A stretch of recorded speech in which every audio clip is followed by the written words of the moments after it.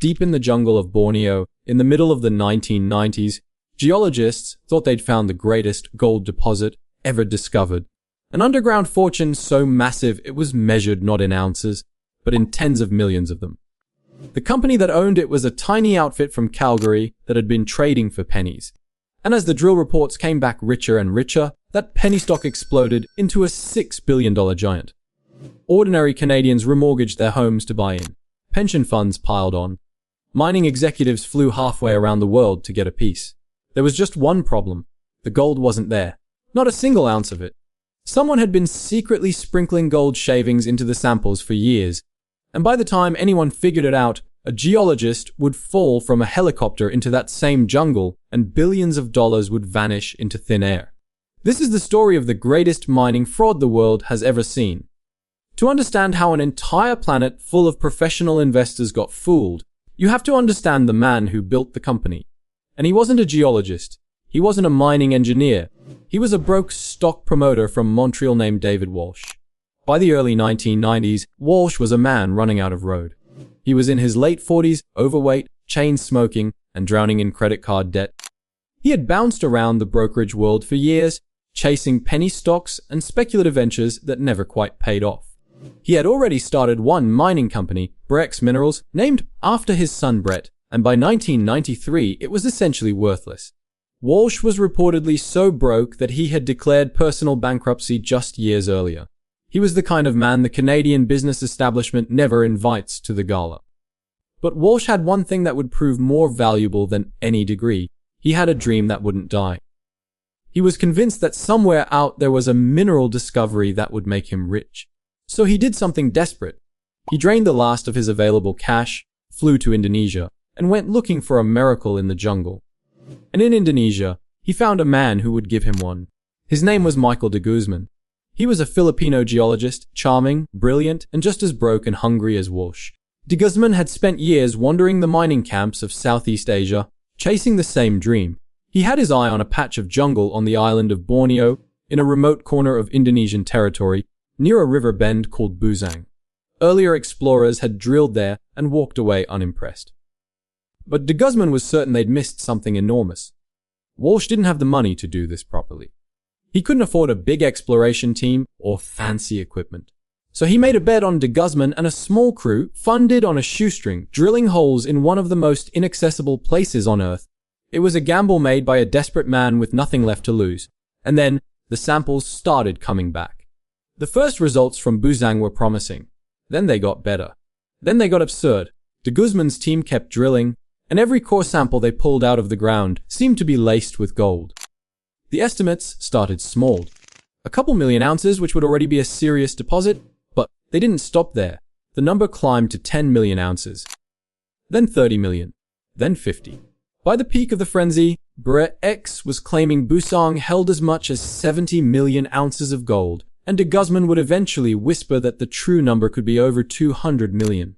To put that in perspective, that would have made Busang the single largest gold deposit ever found in human history.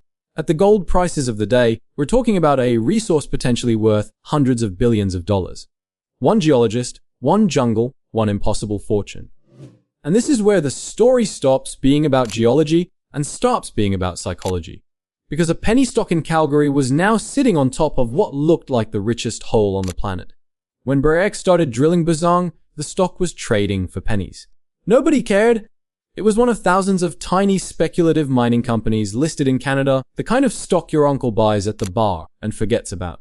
But as those drill results leaked out, something started to happen that no one could stop. The stock began to climb. First to $1, then to 10.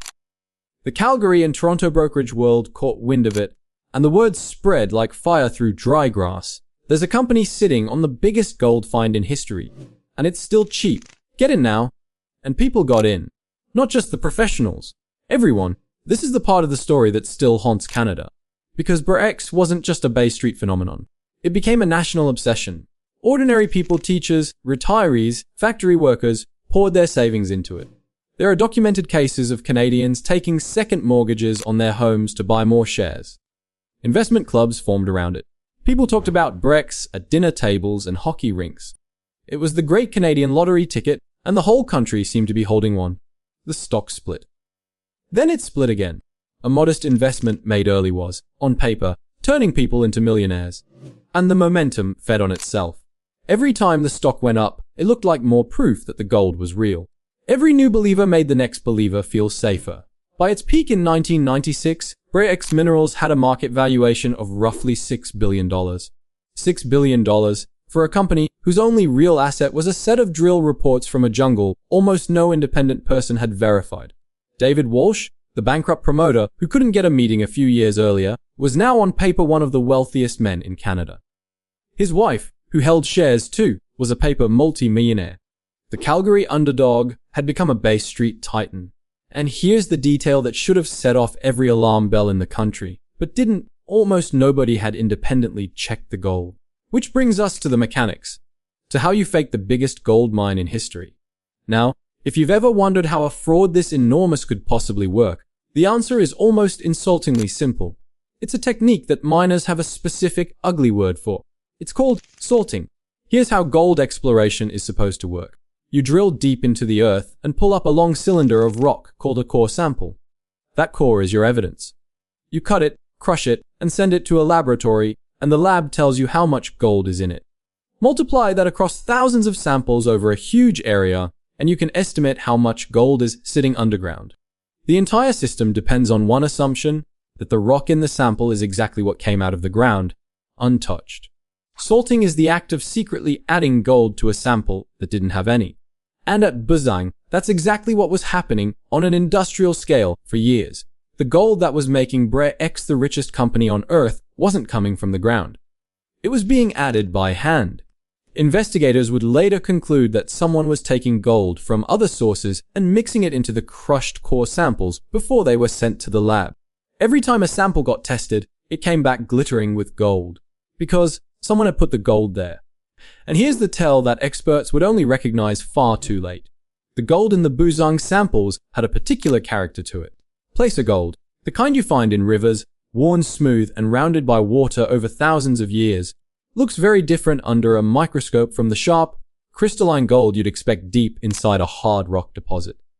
The gold in Bre-X samples had the rounded, water-worn signature of river gold. In a proper hard rock gold deposit, that should have been physically impossible.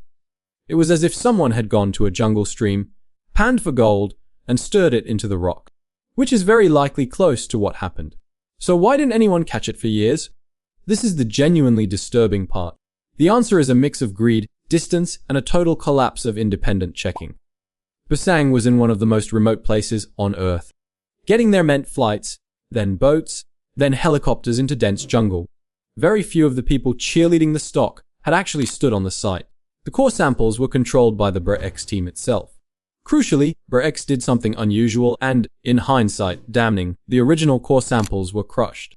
In normal practice, you keep half the core intact so that anyone can go back later and retest the exact same rock. At Buzang, the physical evidence was being destroyed in the process, leaving only the tampered material behind. And then there was the human factor. Everyone in the chain had a reason to believe.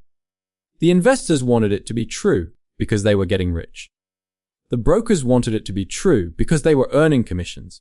The analysts wanted it to be true because their firms were making fortunes on the trades. When everyone in the room is making money, nobody wants to be the person who stands up and asks the awkward question. Skepticism becomes bad manners. Doubt becomes disloyalty. It's the same psychology that drives every bubble in history. The higher the price climbs, the more the climb itself becomes the proof. Nobody wanted to check the gold because checking the gold might end the party. Before we get into how this whole thing came crashing down, and it came down harder than almost any scandal in Canadian history, I want to ask you a quick favor, because it genuinely helps this channel keep digging into stories like this one. If you're finding this fascinating, take 1 second to hit that subscribe button and drop a comment telling me the single moment you would have pulled your money out. Would you have gotten out at $10? Or would the dream have kept you in until the very end, like it kept in so many people who lost everything? I read the comments, and the answers to that question are always the most revealing part of a story like this. Now let's talk about how it all fell apart. By late 1996, Bre-X had a problem that money can create. It was too big to hide anymore. A deposit worth potentially hundreds of billions of dollars doesn't stay the private property of a small Calgary company for long. Bre-X didn't have the money or the expertise to actually build and operate a mine of that scale.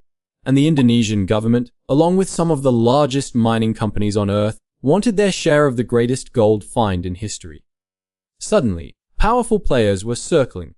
And powerful players ask harder questions than starry-eyed retail investors. A deal was struck to bring in a major established mining company as a partner to actually develop Busong. And that partner did what any serious operator does before spending billions. It insisted on drilling its own holes, its own independent core samples, its own testing. For the first time, someone who wasn't part of the Bre-X inner circle was going to drill right next to Bre-X's own holes and see if the gold was really there. This is the moment the entire house of cards began to shake. Then, before those confirming results were even public, the story took its darkest turn. In March of 1997, Michael de Guzman, the geologist at the heart of the discovery, the man whose name was on the reports that had made a nation rich, boarded a helicopter in Indonesia. He was reportedly on his way to meet with the partner company's investigators. He never arrived. Somewhere over the Borneo jungle, de Guzman fell from the helicopter. His body was found days later in the swampy rainforest below, badly decomposed. The official ruling was suicide. A note, allegedly. A man supposedly suffering from health problems. But almost immediately, the theories exploded. Was it suicide, driven by the knowledge that the fraud was about to be exposed? Was it murder, to silence the one man who knew exactly how the gold got into those samples? Some even speculated the body wasn't really de Guzman at all, and that he had faked his own death to disappear with a fortune. To this day, no one can say with certainty what happened in that helicopter. What we can say is the timing was catastrophic.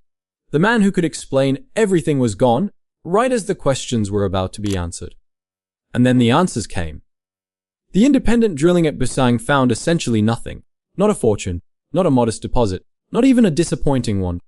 The confirming holes, drilled right beside the holes that had supposedly produced the richest samples in history, came back with what one investigation described as insignificant amounts of gold. A follow-up forensic review of the site was even blunter. It concluded that there was no economic gold deposit at Busong at all. The greatest gold mine in history was a hole in the jungle full of ordinary rock. When that news hit, the collapse was instant and total. Bre-X stock, which had traded as high as it did with a $6 billion valuation behind it, cratered to essentially zero in a matter of days. Trading was halted. Then it resumed just long enough for the value to evaporate completely. The paper fortunes vanished. The teachers, the retirees, the people who had remortgaged their homes. They watched their savings turn into nothing on the evening news.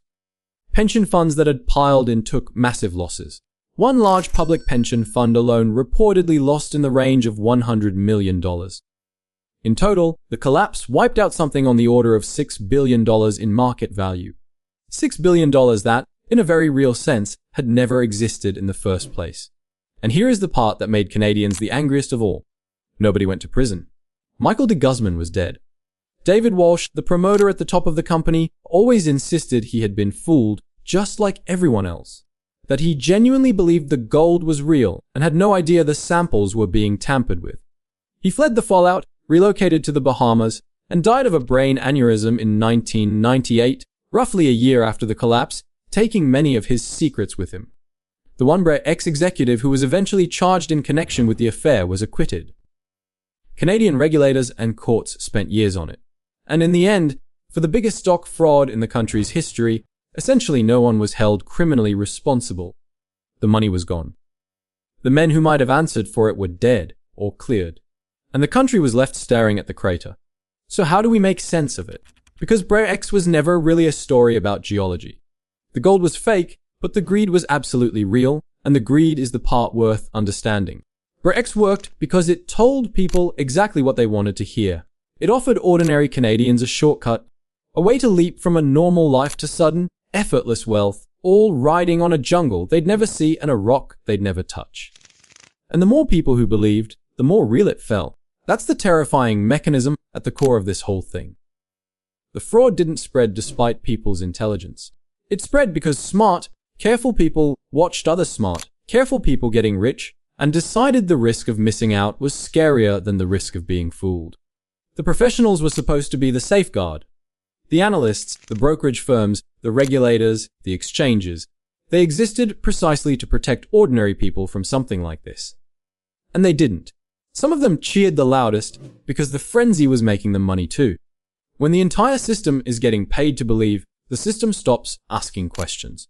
That's the real lesson of Bre-X, and it's a lesson the markets seem determined to relearn every single decade. Busang exposed something uncomfortable about the Canadian markets specifically, a speculative mining sector where tiny companies could achieve enormous valuations on the strength of drill reports that almost no one independently verified. In the aftermath, the rules were tightened.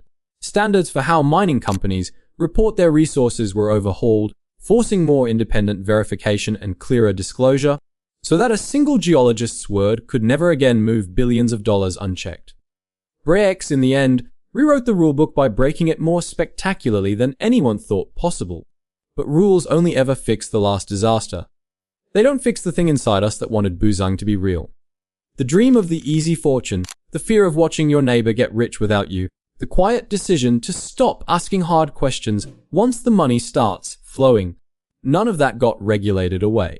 It's still there, waiting for the next impossibly rich hole in the ground, the next penny stock that only goes up, the next story that's too good to check. Somewhere out there, that story is already being told. It always is. But what do you think? If you'd been a Canadian in 1996, watching your neighbors get rich on Bre-X and hearing that jingle of endless gold, would you have bought in?